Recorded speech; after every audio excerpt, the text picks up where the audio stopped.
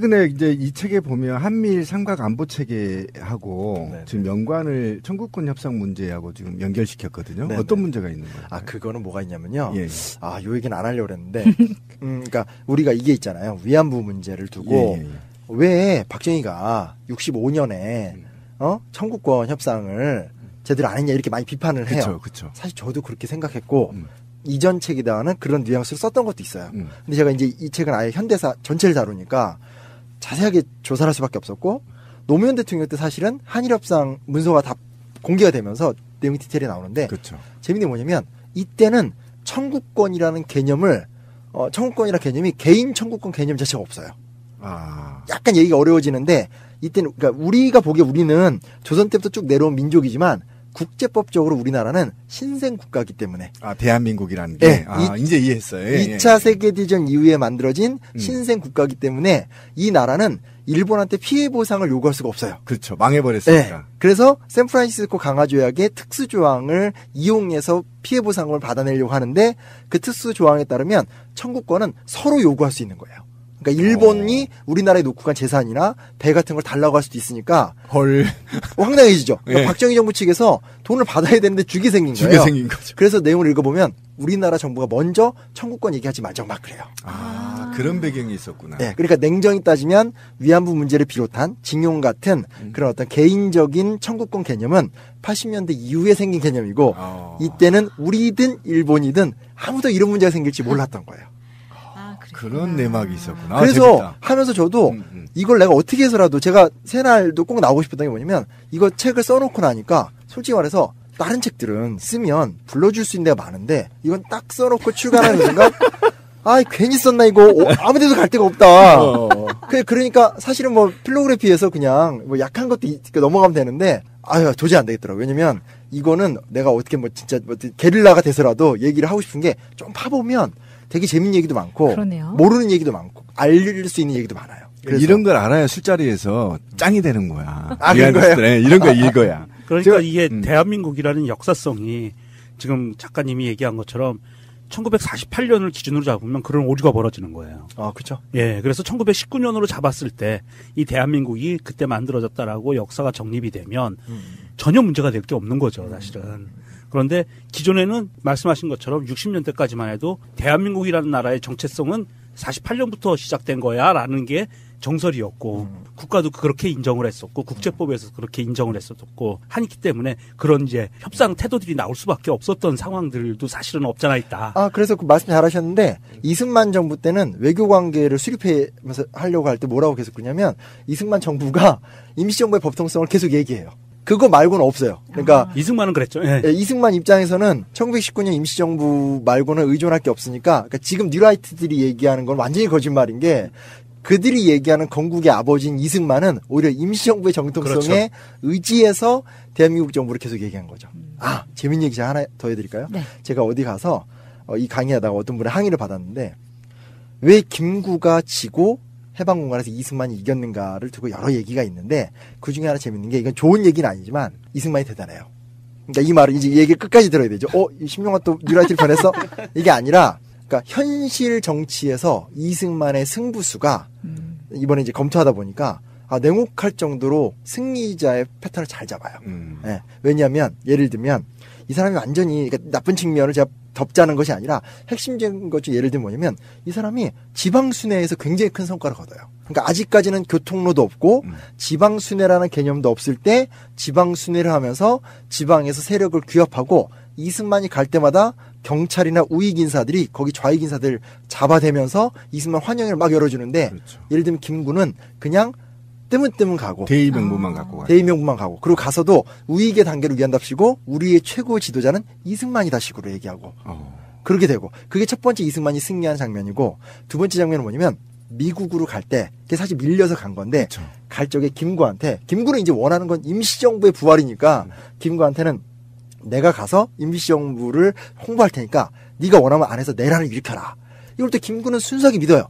그리고 하지도 그냥 뭐 갔다 오세요 이런 거였는데 가자마자 이승만이 뭐라냐면 하지 그러니까 미국 군정사령관 그렇죠. 네. 미 군정사령관 하지를 빨갱이로 모는 거예요. 아. 그러니까 무슨 얘기냐면 지금 내가 여기서 미국적 가치를 지키기 위해서 노력을 많이 하고 있는데 지금 정작 저 군정사령관인 하지 이 자식이 이 어떤 좌익과 타협하면서 바보 같은 행동을 한다 하면서 미국 공화당 의원으로부터 엄청난 찬사를 받고 메가더도 결국은 이승만 편을 들어줄 수밖에 없는. 그렇죠. 그러니까 그 전까지는 여러 정치 지도자 중에 한 명이었는데 해외 순회를 성공적으로 하고 오는 그 순간 하지도 어찌할지 모르는 존재. 그리고 와서 첫 공항에 내리자마자 하는 연설이 뭐냐면 그동안 김구랑 김규식 니들이 얘기했던 거 다 틀렸다. 나를 따르라.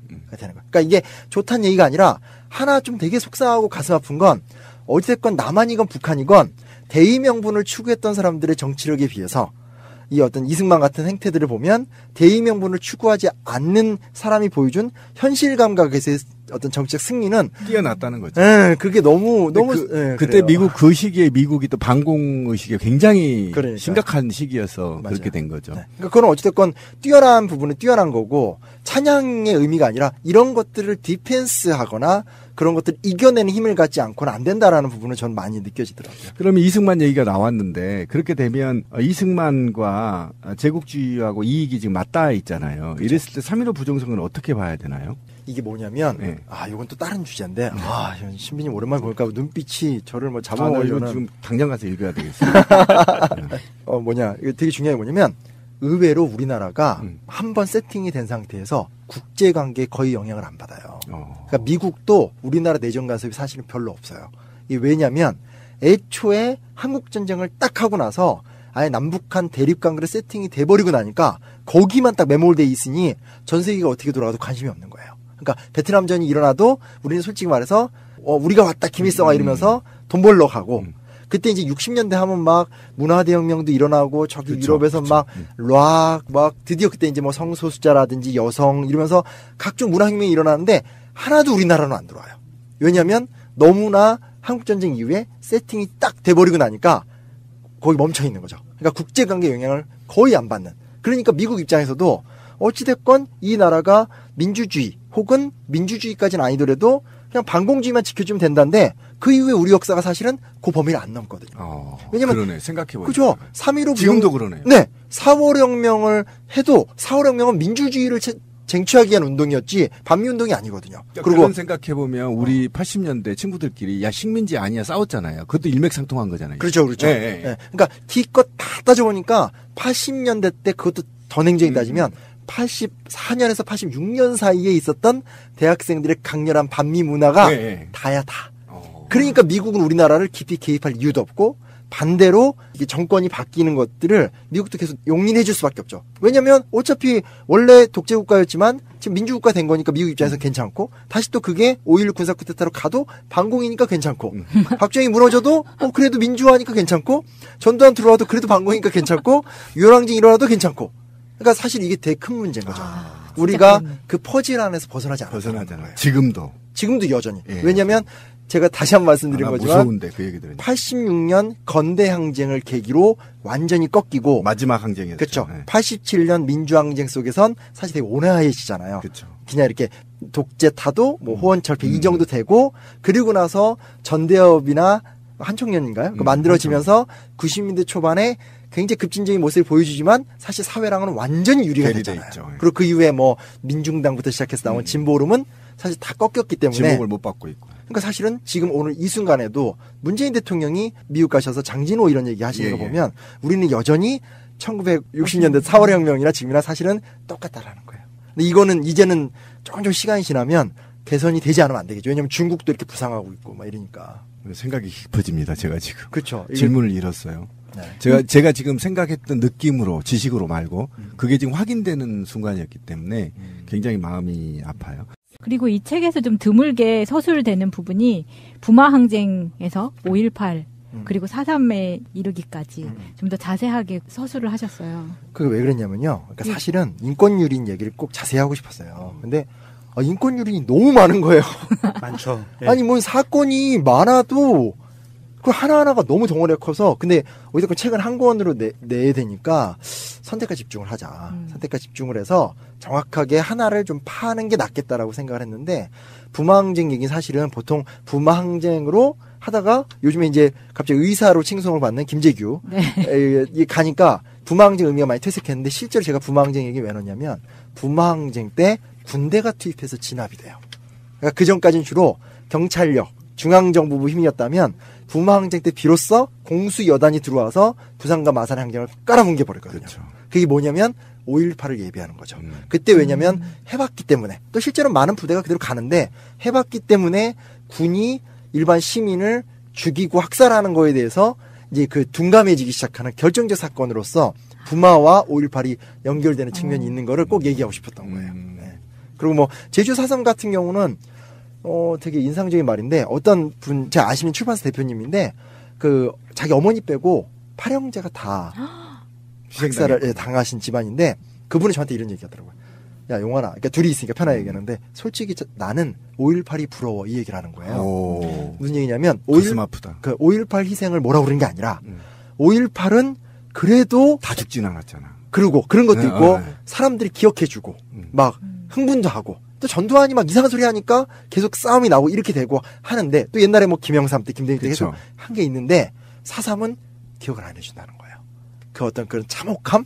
그러니까 아무리 좀씩 이슈가 돼도 그게 실제로 커지지 못하는 거에 대한. 근데 본인은 9형제 중에 자기 그 엄마를 빼놓고 다 잃어버렸고. 가문사에서 가장 잔혹한 학살 아니었나요? 그래서 제가 그 일부러 그 그림도 막 이 책에 들어가 있는데 애월함을 저기 몽상대 얼지드래곤 거기서 뭐 5,000명 학살, 한림면 3,000명 학살. 일부러 그걸 제가 숫자를 다 넣어놓은 거예요. 왜냐면 우리가 오늘 가서 관광하는 바로 그곳이 피칠갑이 됐던 곳이라는 걸 하나하나 좀 이렇게 보여주고 싶어가지고. 사실 그 제주도 가면은 네. 한 마을이 집터만 남아 있어요. 마을이 지금도 지금도 그냥 이렇게 돌담 집터, 그러니까 돌담으로 쌓여 있잖아요. 집터가 맞아. 마당이 그 경계가. 네네. 그런데 한 마을 전체가 그냥 그 돌담만 남아 있어요. 아무것도 없고 그 다 학살당한 자리예요. 제가 지난번에 가서 그거를 걸어가면서 쭉 봤는데 참 안타깝더라고요. 그러니까 가장 큰 학살인데 사실은 지리적인 특성 같은 것 때문에 연락이 잘 되지 않아서 더 많은 사람들이 몰랐던 거 거기 아니에요? 이념적으로 좀 숨겨 있어요. 그거 제가 조금 더 썼는데 근데 뭐가 있냐면 알려졌어요. 알려져서 세월호 때랑 똑같아요. 제가 이 책을 쓰다 계속 반복되는 게 뭐냐면 그러니까 세월호라는 단어가 이제 저는 경험한 세대 본 세대인데 똑같아요. 육지에서 소문이 막 밀려오니까 사람들이 이거 제발 좀 이렇게 온건하게 진압해라. 왜냐면 민간인 학살이 광범. 그렇죠. 아니 보도가 계속 공비는 300에서 500명밖에 안 된다고 하는데 달마다 1,000명, 2,000명이 죽고 웃긴 건 1,000명, 2,000명 사살, 무기 한정 획득.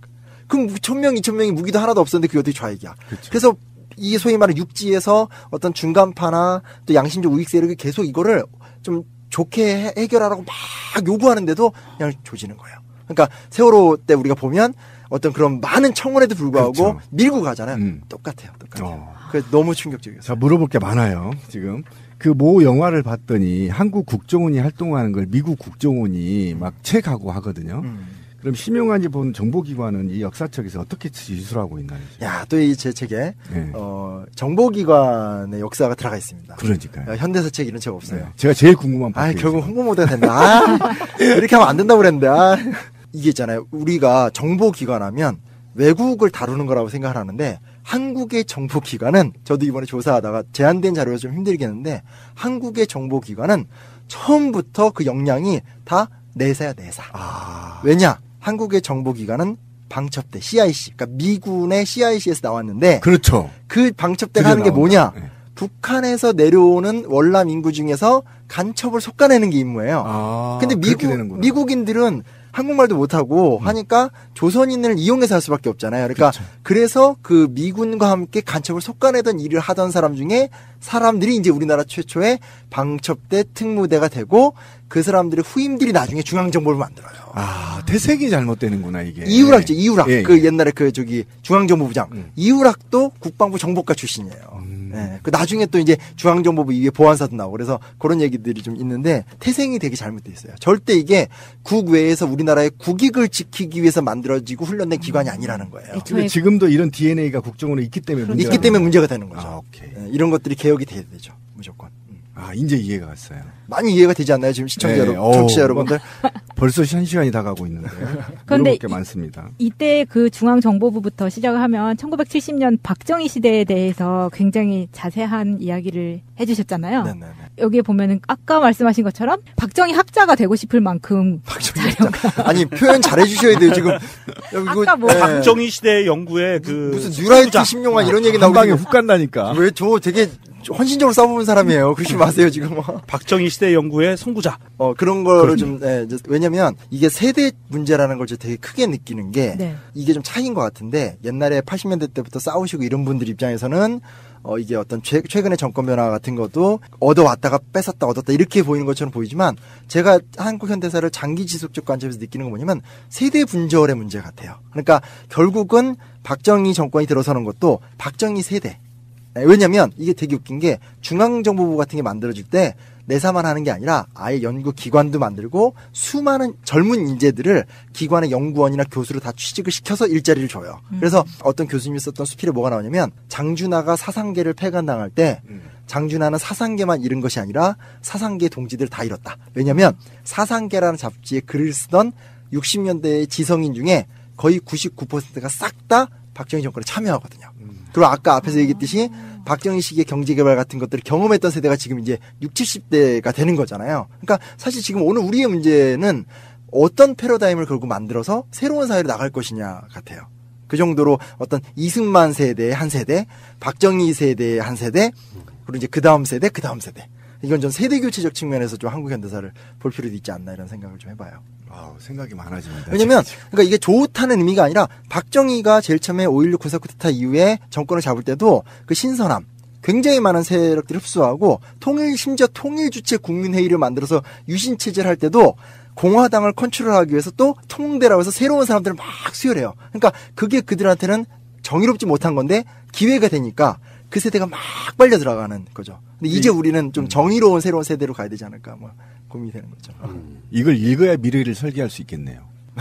아니 뭐 박정희에 대해서 너무 우호적이다 그런 게 아니라 윗세대들이 왜 그렇게 박정희한테 빠졌나 그걸 알기 위해서는 그렇기 위해서이기 때문에 그 영화 있잖아요. 박근혜 빠들 미스 프레지던트 영화에도 의도가 그거죠.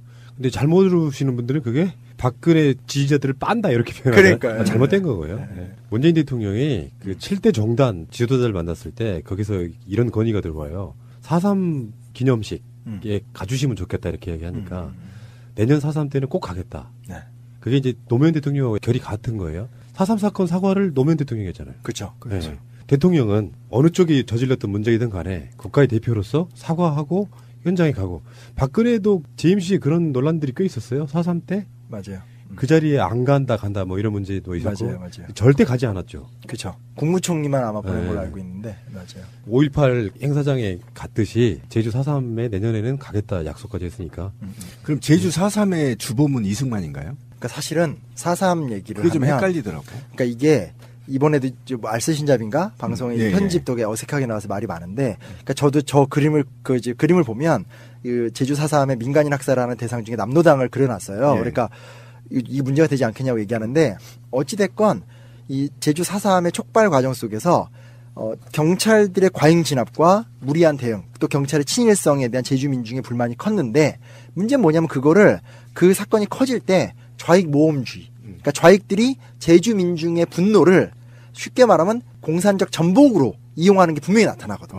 한번 그렇게 해버리니까 그 다음 단계로는 이거 잘 됐네? 어차피 어수선한데 하면서 표적이 돼서 민간인을 완전히 학살하는 단계가 되는 거죠. 그러니까 이거를 설명하려면 차분하게 나눌 호흡의 시간이 필요한 거예요. 맞아요. 왜냐면 이게 좀 너무 이제 진보적 정서로만 완벽하게 무장돼 있으면 너 지금 그러면 진보적인 정신을 무시하는 거야 이렇게 얘기하시고 보수는 완전 빨갱이 얘기가 되는 건데 사실 어찌됐건 어떤 친일의 문제, 경찰의 문제, 그리고 우익의 문제는 너무나 컸고 하지만 좌익도 좌익대로 사실은 좌익 모험주의, 그러니까 민중의 보편적 심성을 악용해서 전복의 차원으로 투쟁한 부분이 분명히 있거든요. 그러니까 이 두 가지를 함께 얘기를 해야지만 이 어떤 4.3의 본질이 밝혀지고 그 이후에 그 억울한 민간인 학살도 정확하게 할 수 있는데 그 호흡을 지금부터 해나가야 될 것 같아요. 자, 그러면 이제 마지막 질문. 네.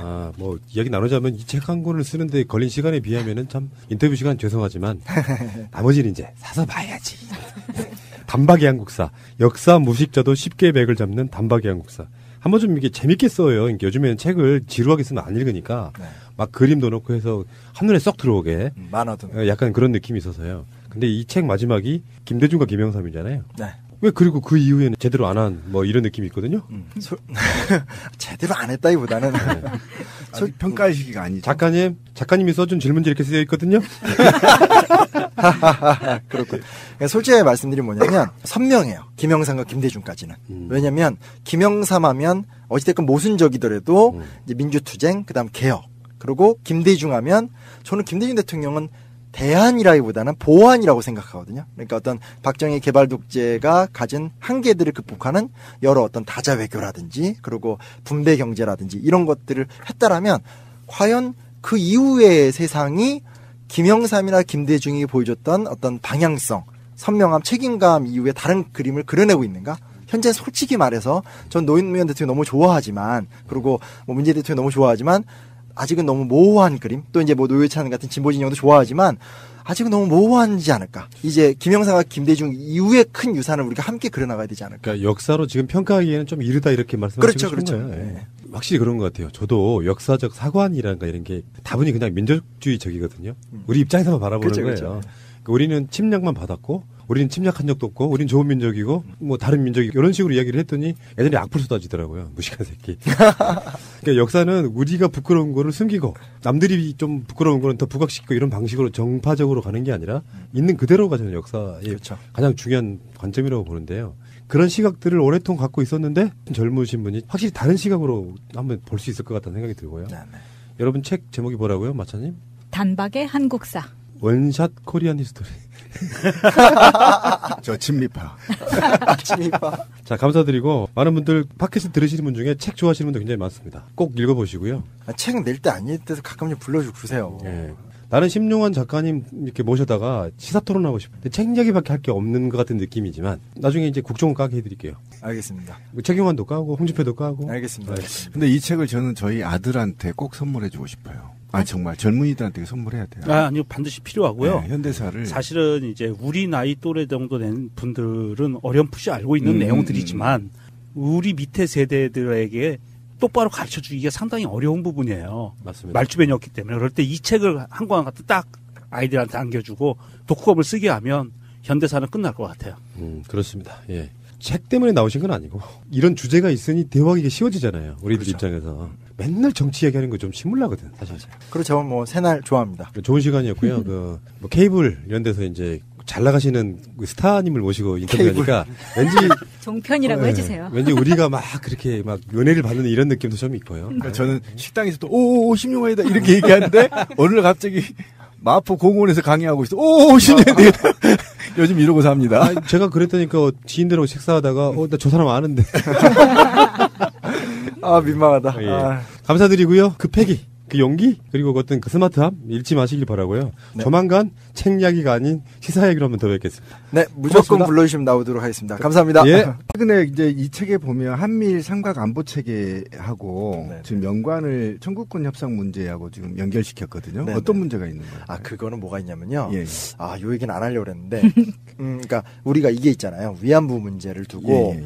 왜 박정희가 65년에 청구권 협상을 제대로 안 했냐 이렇게 많이 비판을 해요. 그렇죠. 사실 저도 그렇게 생각했고 이전 책에다가는 그런 뉘앙스를 썼던 것도 있어요. 근데 제가 이제 이 책은 아예 현대사 전체를 다루니까 자세하게 조사를 할 수밖에 없었고 노무현 대통령 때 사실은 한일협상 문서가 다 공개가 되면서 내용이 디테일이 나오는데 그렇죠. 재밌는 게 뭐냐면 이때는 청구권이라는 개념을 청구권이라는 개념이 개인 청구권 개념 자체가 없어요.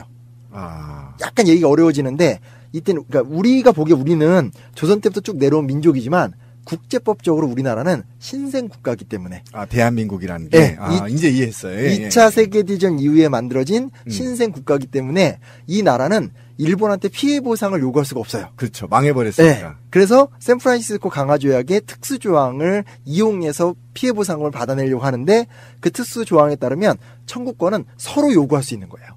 그러니까 일본이 우리나라에 놓고 간 재산이나 배 같은 걸 달라고 할 수도 있으니까 황당해지죠. 그러니까 네. 박정희 정부 측에서 돈을 받아야 되는데 주게 생긴 거예요. 생긴 거죠. 그래서 내용을 읽어보면 우리나라 정부가 먼저 청구권 얘기하지 말자고 막 그래요. 그럼 그렇게 되고 그게 첫 번째 이승만이 승리한 장면이고 두 번째 장면은 뭐냐면 미국으로 갈 때 그게 사실 밀려서 간 건데 그쵸. 갈 적에 김구한테 김구는 이제 원하는 건 임시정부의 부활이니까 김구한테는 내가 가서 임시정부를 홍보할 테니까 네가 원하면 안에서 내란을 일으켜라. 이걸 또 김구는 순수하게 믿어요.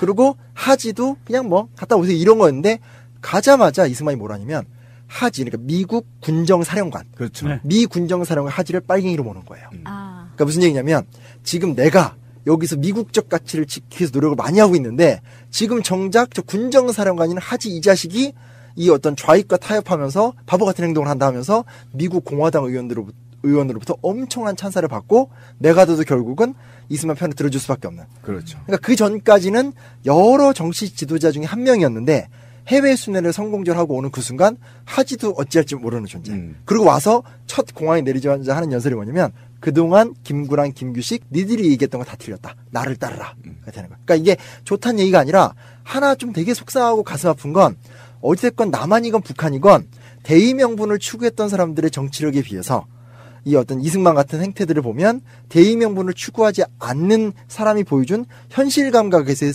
어떤 정치적 승리는 뛰어났다는 거죠.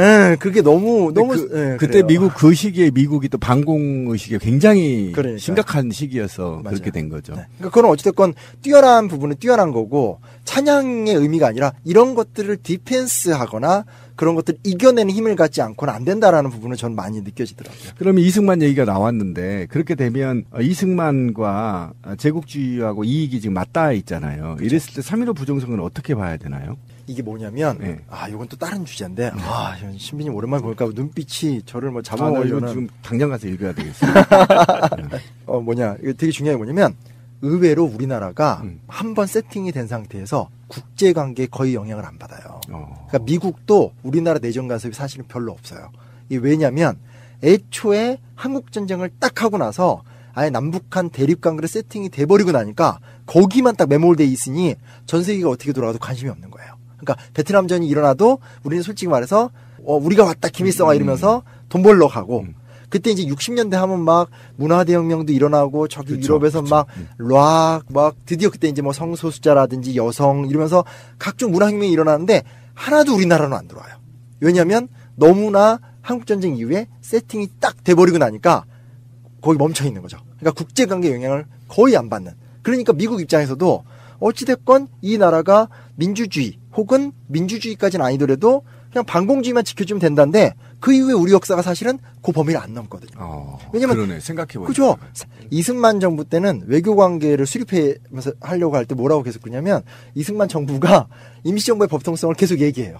그거 말고는 없어요. 그러니까 이승만은 그랬죠. 예. 이승만 입장에서는 1919년 임시정부 말고는 의존할 게 없으니까 그러니까 지금 뉴라이트들이 얘기하는 건 완전히 거짓말인 게 그들이 얘기하는 건국의 아버지인 이승만은 오히려 임시정부의 정통성에 그렇죠. 의지해서 대한민국 정부를 계속 얘기한 거죠. 재밌는 얘기 제가 하나 더 해드릴까요? 네. 제가 어디 가서 이 강의하다가 어떤 분의 항의를 받았는데 왜 김구가 지고 해방공간에서 이승만이 이겼는가를 두고 여러 얘기가 있는데 그 중에 하나 재밌는 게 이건 좋은 얘기는 아니지만 이승만이 대단해요. 그러니까 이 말을 이제 이 얘기를 끝까지 들어야 되죠. 심용환 또 뉴라이트를 변했어? 이게 아니라 그러니까 현실 정치에서 이승만의 승부수가 이번에 이제 검토하다 보니까 냉혹할 정도로 승리자의 패턴을 잘 잡아요. 예, 왜냐하면 예를 들면 이 사람이 완전히 그러니까 나쁜 측면을 제가 덮자는 것이 아니라 핵심적인 것 중 예를 들면 뭐냐면 이 사람이 지방순회에서 굉장히 큰 성과를 거둬요. 그러니까 아직까지는 교통로도 없고 지방순회라는 개념도 없을 때 지방순회를 하면서 지방에서 세력을 규합하고 이승만이 갈 때마다 경찰이나 우익 인사들이 거기 좌익 인사들 잡아대면서 이승만 환영회를 막 열어주는데 그렇죠. 예를 들면 김구는 그냥 뜨문뜨문 가고 대의 명분만 갖고 가요. 대의명분만 가고 그리고 가서도 우익의 단계를 위한답시고 우리의 최고 지도자는 이승만이다 식으로 얘기하고 배경이 있었구나. 네, 그러니까 냉정히 따지면 위안부 문제를 비롯한 징용 같은 그런 어떤 개인적인 청구권 개념은 80년대 이후에 생긴 개념이고 이때는 우리든 일본이든 아무도 이런 문제가 생길지 몰랐던 거예요. 그런 내막이 있었구나. 그래서 재밌다. 하면서 저도 이걸 내가 어떻게 해서라도 제가 새날도 꼭 나오고 싶었던 게 뭐냐면 이거 책을 써놓고 나니까 솔직히 말해서 다른 책들은 쓰면 불러줄 수 있는 데가 많은데 이건 딱 써놓고 출간하는 순간 괜히 썼나 이거 아무 데도 갈 데가 없다. 그러니까 사실은 뭐 필로그래피에서 그냥 뭐 약한 것도 넘어가면 되는데 도저히 안 되겠더라고요. 왜냐면 이거는 내가 어떻게 뭐 진짜 뭐 게릴라가 돼서라도 얘기를 하고 싶은 게 좀 파보면 되게 재밌는 얘기도 많고 그러네요. 모르는 얘기도 많고 알릴 수 있는 얘기도 많아요. 그래서. 이런 걸 알아야 술자리에서 짱이 되는 거야. 아, 그런 거예요? 네, 이런 거 이거야. 그러니까 이게 대한민국이라는 역사성이 지금 작가님이 얘기한 것처럼 1948년을 기준으로 잡으면 그런 오류가 벌어지는 거예요. 그렇죠. 예, 그래서 1919년으로 잡았을 때 이 대한민국이 그때 만들어졌다라고 역사가 정립이 되면 전혀 문제가 될 게 없는 거죠, 사실은. 그런데 기존에는 말씀하신 것처럼 60년대까지만 해도 대한민국이라는 나라의 정체성은 48년부터 시작된 거야라는 게 정설이었고 국가도 그렇게 인정을 했었고 국제법에서 그렇게 인정을 했었고 하기 때문에 그런 이제 협상 태도들이 나올 수밖에 없었던 상황들도 사실은 없잖아 있다. 그래서 그 말씀 잘하셨는데